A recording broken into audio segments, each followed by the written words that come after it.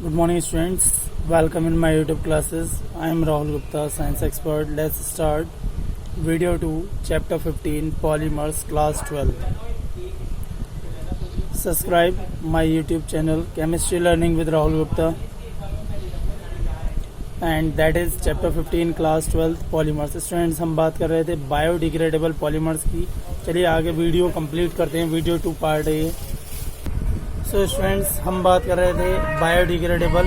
तो ये कुछ हमारे मॉलिक्यूलर ऐसे होते हैं जो बहुत ज़्यादा हैवी मॉलिक्यूलर मास के होते हैं, जिन्हें हम बायोडिग्रेडेबल पॉलीमर्स कहते हैं. इनमें कुछ फिजिकल प्रॉपर्टीज होती हैं, viscosity, tensile strength, toughness.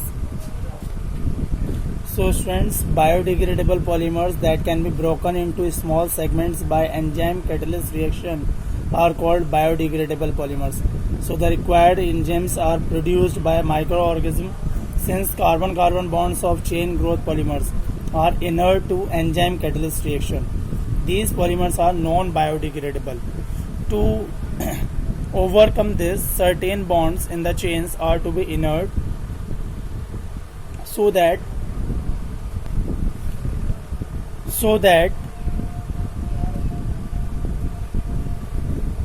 it can be made biodegradable. One such method to make a polymer biodegradable is to insert hydrostable ester group into the polymer. Aliphatic polyester are biodegradable polymer and many of them are important commercial biomaterial. कुछ important examples की बात कर लेते हैं, like PHBV, polybuta hydroxy butyryl rate, को beta hydroxy वॉलेट्रेट. ये एक copolymer होता है 3 हाइड्रोक्सी ब्यूटेनोइक एसिड और 3 हाइड्रोक्सी पेंटेनोइक एसिड्स का. इसके मोनोमर हैं 3 हाइड्रोक्सी ब्यूटेनोइक एसिड और 3 हाइड्रोक्सी पेंटेनोइक एसिड्स, जिनके कॉम्बिनेशन से कोपॉलीमराइजेशन से फॉर्म्ड होता है. नाम है poly buta hydroxy butyrate, co beta hydroxy valerate, PHBV. So students, इसका जो यूज़ है बहुत स्पेशलिटी पैकिंग, ऑर्थोपेडिक डिवाइस और कंट्रोल रिलीज ऑफ ड्रग्स के लिए यूज़ किया जाता है. ये बायोडिग्रेडेबल पॉलीमर्स का एग्जांपल है, को पॉलीमराइजेशन से फॉर्म्ड होता है. इसके अलावा एक और एग्जांपल भी है, नाइलॉन 2 नाइलॉन 6. ये एक alternative polyamide co polymer of glycerine, glycine and amino caproic acid से मिलकर बना होता है. ये भी बायोडिग्रेडेबल है स्टूडेंट्स. इम्पॉर्टेंट बायोडिग्रेडेबल पॉलीमर्स हैं. इनका जो मॉलिकुलर मास होता है वो बहुत ज़्यादा होता है, जैसे आपने अभी स्ट्रक्चर में देखा. और देखिए किस तरीके से ये फॉर्म्ड होते हैं. ये मोनोमर्स हैं और देखिए किस तरीके से एक लॉन्ग चेन बनती चली जाती है, एक के बाद एक मोनोमर्स की. ये कुछ distribution of molecular mass of polythene. ये 1 मॉलिक्यूलर के 2, 6, 35, 140, 250, 430, 750, 1350. तो मॉलिक्यूल्स एक दूसरे के साथ कंबाइंड होते हैं जो higher molecular state, higher molecular mass represent करते हैं. एवरेज मॉलिकुलर मास की बात करेंगे. देखिए यहाँ पर, तो देखिए एवरेज मॉलिकुलर मास क्या है. एक्चुअली में 2 टाइप से, नंबर एवरेज मॉलिकुलर मास और दूसरा वेट एवरेज मॉलिकुलर मास, जिसके बेस पर ये एक्सप्लेन किए जाते हैं दोनों की दोनों. ठीक है स्टूडेंट्स, देखिए number average molecular mass MN की बात करें, total mass of polymer molecules upon total number of molecular molecules. So M bar N equal to sigma MI upon sigma NI. ये वही एवरेज फार्मूला है जिससे हम फाइंड आउट करते हैं. दूसरा है वेट एवरेज मॉलिकुलर मास, बस वहाँ पर वेट की बात कर लेंगे, sigma NI MI square upon sigma NI MI. MW वहाँ पर वेट एवरेज मॉलिकुलर मास है, NI number of molecules, MI molecular mass. चलिए, तो हम बात कर रहे थे बायोडिग्रेडेबल पॉलीमर्स की, जो इनका यूज़ है आपका dilute solution viscometric, size exclusing chromatography, mass spectrometric, light scattering और अल्ट्रा सेंट्रीफ्यूगेशन. इन चीज़ों में बायोडिग्रेडेबल पॉलीमर्स का यूज़ किया जाता है.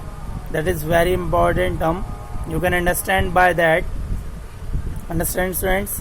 तो उसके बाद बायोडिग्रेडेबल पॉलीमर्स की बात हम कर रहे थे, जिनमें ये कॉम्बिनेशन फॉर्म्ड होता है. नॉर्मली बायोडिग्रेडेबल वो होते हैं जो हमारी जो आसपास का एटमॉस्फेयर है वो उसमें इफेक्टेड नहीं करते उसे. लाइक बॉटल्स, कचरा, प्लास्टिक, ये नॉन बायोडिग्रेडेबल है. हमारे प्रेसिस्ट करता है एनवायरनमेंट में, एक लॉन्ग टाइम तक रहता है, जैसे पॉलीथीन है या और दूसरे पॉलीमर्स। जैसे आप इसमें देख सकते हैं स्टूडेंट्स, जो भी हम यूज़ करते हैं, चाहे वो प्लास्टिक हो, बॉटल हो, ये चीज़ें जो होती हैं नॉन बायोडिग्रेडेबल हैं। एनिमल्स के लिए वाटर में किसी भी तरीके से डिज़ोल्वेबल नहीं है।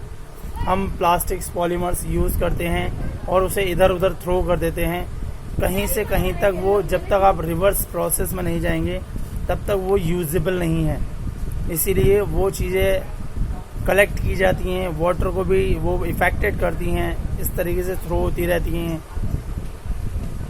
और इसीलिए इसे नॉन बायोडिग्रेडेबल कहते हैं। तो कुछ पॉलीमर्स ऐसे भी बनाए गए हैं जो कि बायोडिग्रेडेबल हैं।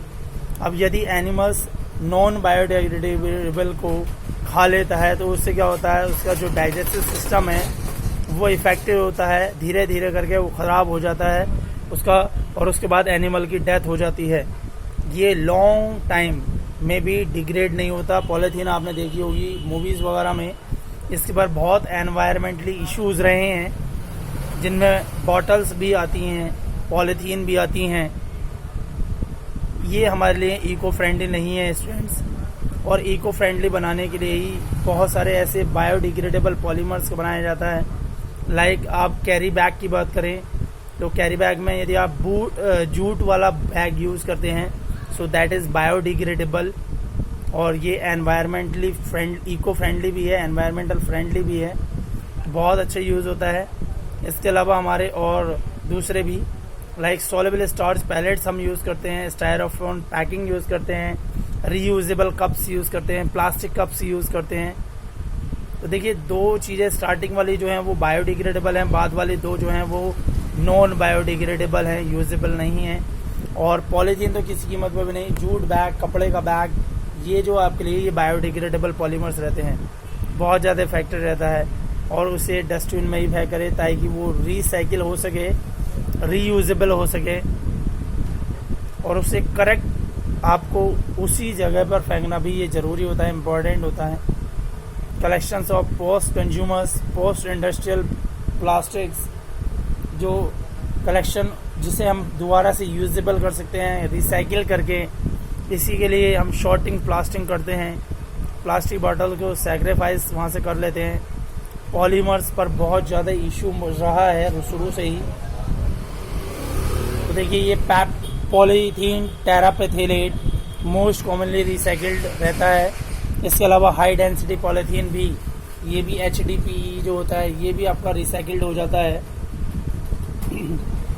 RRR पर बेस्ड रहता है, reduce, reuse, biodegradable.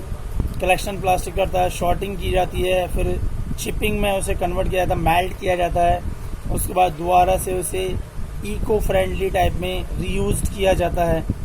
So that is very important students. So can you list 3 steps that you could take to improve plastic recycles in your neighborhood committee or schools? Students, हम जो plastic वगैरह use करें उसे collect करें, उसे cell कर दें, और उसके बाद उसे रीयूज़ किया जाता है, रिसाइकल्स यूज़ किया जाता है, ताकि हमारा प्लेनेट्स भी सेफ रहे। तो आपने इस तरह की बहुत सारी पॉलीमर्स से रिलेटेड आपने वीडियोस, इश्यूज़ हमेशा देखे होंगे जो यूज़ करने वाले होते हैं। इंडिया में यदि हम बैंगलोर की बात करें तो देखिए, बैंगलोर में एक ऐसी रोड बनाई गई है जो कि आपकी प्लास्टिक से बनी हुई है। So that is very important part. Biodegradable की बात करें, PHBB, nylon 2, nylon 6, PCL, PLA, ये कुछ 4 बायोडिग्रेडेबल पॉलीमर्स हैं। हम PHBB की बात कर रहे थे, पॉली बीटा हाइड्रोक्सी ब्यूटरेट को बीटा हाइड्रोक्सी ब्यूरेट, जैसे हम ऊन का यूज़ कर रहे हैं, या और दूसरे कुछ और ऐसे फाइबर्स हैं जो हमारे सॉल्ट से प्रिपेयर्ड होते हैं और वापसी दोबारा से सॉलेबल होते हैं। जैसे ही हमारा यहाँ पर PHBB की बात करें तो उसके मोनोमर होते हैं 3 hydroxy butanoic acid, 3 hydroxy pentanoic acid, और इसका कॉम्बिनेशन बनाता है PHBB, poly beta hydroxy butyrate को बीटा हाइड्रोक्सी वॉलेट्रेट। बहुत इंपॉर्टेंट पॉलीमर है, बायोडिग्रेडेबल है, पैकेजिंग में यूज़ किया जाता है, ऑर्थोपेडिक डिवाइस में यूज़ किया जाता है। इसके अलावा कंट्रोल रिलीज ऑफ ड्रग्स, देखिए यहाँ पर आप इनके यूज़ देख सकते हैं, that is very important. Control drug releases, medicine, surgeries, gloves वगैरह, स्पेशली पैकेजिंग। दिख रहा है students. So nylon 2 nylon 6 is an alternative copolymer of glycine and amino carbonic acid. Can you right the equation showing it's formation.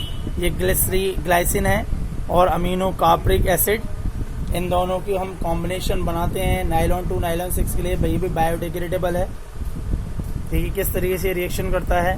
एक hydrogen वहाँ से हटेगा, एक आपका हट जाएगा और हाइड्रोक्सिल ग्रुप बढ़ेगा, अमाइड लिंकेज फॉर्म्ड हो जाएगी यहाँ पर। ये कॉम्बिनेशन जो है नायलॉन 2 नायलॉन 6 का होता है। दिख रहा है स्टूडेंट्स आपको यहाँ पर। So that is nylon 2 nylon 6। PCL की बात करते हैं। पॉलीकार्पोलैक्टोन पीसीएल यूज किया जाता है इसका भी। Drug delivery, medicine, sisters, polyurethanes, PCL का यूज किया जाता है। Polycaprolactone, it has even more application which blended with other. उसके बाद पीएलए की बात करते हैं। पॉलीलैक्टिक एसिड, लैक्टिक एसिड तो आपने वर्ड सुना है। पॉली का मतलब बहुत सारे मॉलिक्यूल्स जब ऐड हो जाते हैं। इसे बनाया जाता है कॉर्न स्टार्च से और शुगर केन से यूज बनाया जाता है इसे स्टूडेंट्स। और लैक्टिक एसिड जो है, जब हम इसका डाइमराइजेशन करते हैं तो 2 मॉलिक्यूल ऐड हो जाते हैं। लैक्टिक मोनोमर यूज होता है। फिर रिंग ओपनिंग पॉलीमराइजेशन यूज होता है ताकि पॉली एसिटिक एसिड का यूज किया जाता है। देखिए ये जो आपके होते हैं ये पॉली एसिटिक एसिड से बने हुए होते हैं।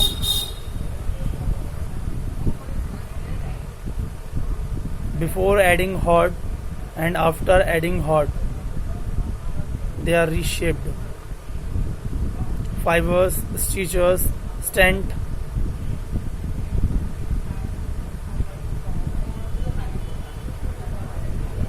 बहुत इंपॉर्टेंट यूज हैं। बायोडिग्रेडेबल पॉलीमर्स हैं। Commercial composting facilities are needed to break down PLA. It is more expensive than PET. PET से मोर एक्सपेंसिव रहता है। बिन्स वगैरह यहाँ पे जो हैं बिन्स दिखाई दे रही हैं आपको। बिल्डिंग वगैरह में बर्न आप नहीं करेंगे। इंडस्ट्रियल रिसाइकिल्ड यूज़ किया जाता है। बर्न करने से क्या होता है, स्मोक क्लियर होता है और ये एनवायरमेंटल पोल्यूशन करते हैं क्योंकि ये रीडली डिग्रेडेड होते हैं। They can be use as internal स्टीजर्स, दे डोंट हैव। तो ये polycarbonate, PVC, glyptal, polypropylene, polystyrene, urea formaldehyde polymers, bakelites, polyurethane, ये कॉमर्शियली इम्पॉर्टेंट पॉलीमर्स हैं हमारे, बहुत इम्पॉर्टेंट पॉलीमर्स हैं पॉलीयूरेथेन्स। चलिए पॉलीकार्बोनेट्स के बारे में देखिए। ये है आपका पॉलीकार्बोनेट्स, किस तरीके से एक दूसरे के साथ कार्बोनेट आयन ने ऐड कर रखा है। देखिए कॉमर्शियली इम्पॉर्टेंट पॉलीमर है। थर्मोप्लास्टिक पॉलीमर्स होता है ये पॉलीकार्बोनेट्स। पॉलीएस्टर्स इसके अंदर प्रेजेंट होते हैं, पॉलीमराइजेशन से फॉर्म्ड होता है। बिस्फिनॉल, बीपीए जिसे बोलते हैं हम, बिस्फिनॉल, एनिसॉल और कार्बनिक एसिड से फॉर्म्ड होता है। पॉलीमराइज्ड होने पर polycarbonate of bisphenol, aspirin, highly impact resistance, transparent, stretch easily if not coated. देखिए वाटर बॉटल्स में यूज़ किया जाता है। ये सी बहुत इंपॉर्टेंट प्रॉपर्टीज़ हैं, अच्छे से आप स्टडी कर लीजिएगा। ये spectacle lenses, compact disc bottles, इसके अलावा शटर्ड प्रूफ विंडोज़ वगैरह में यूज़ किया जाता है इसका।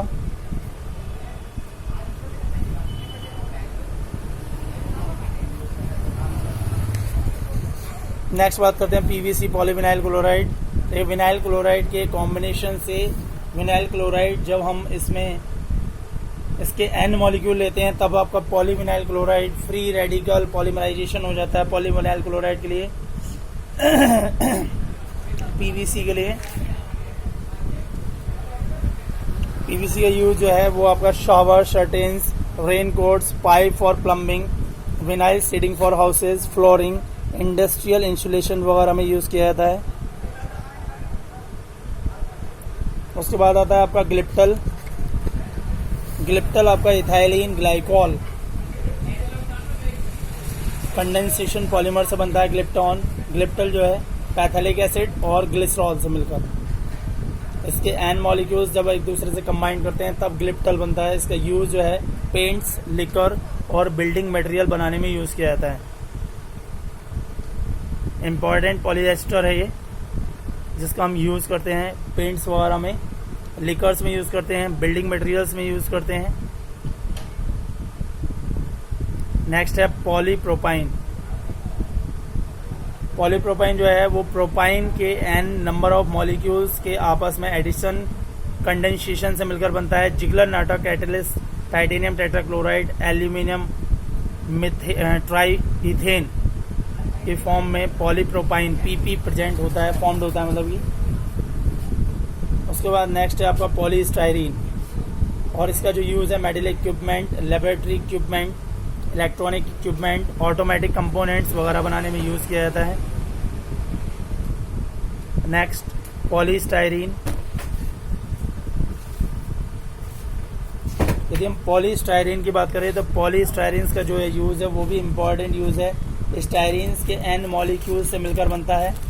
स्टाइरीन में एक फिनाइल ग्रुप होता है, देखिए that is the combination of N molecules of styrene that form polystyrene. और ये insulator, wrapping material, manufacture of toys, radio, television carbonates वगैरह में यूज़ किया जाता है। बहुत इंपॉर्टेंट यूज़ है ये भी।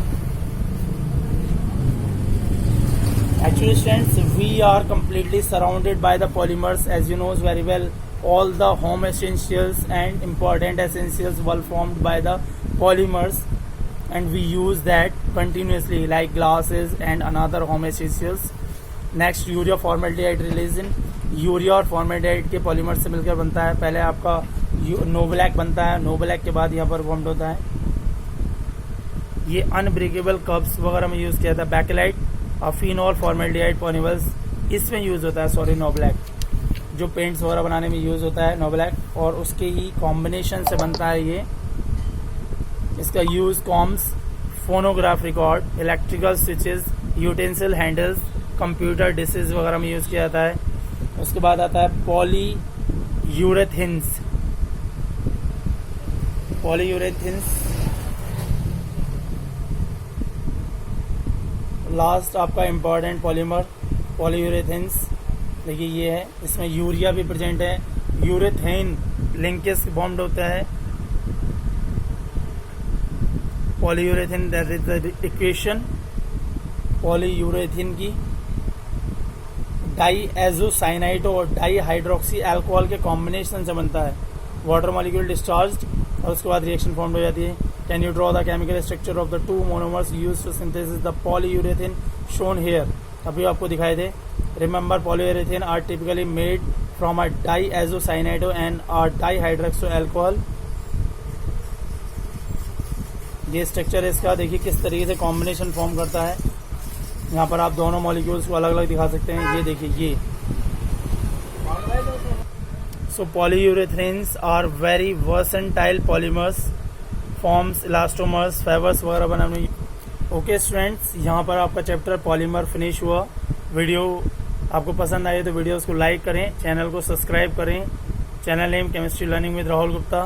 Thanks for watching this video. Stay at home, be safe, enjoy family. Good bye students. Chapter 15 यहाँ पर फिनिश होता है। Good bye.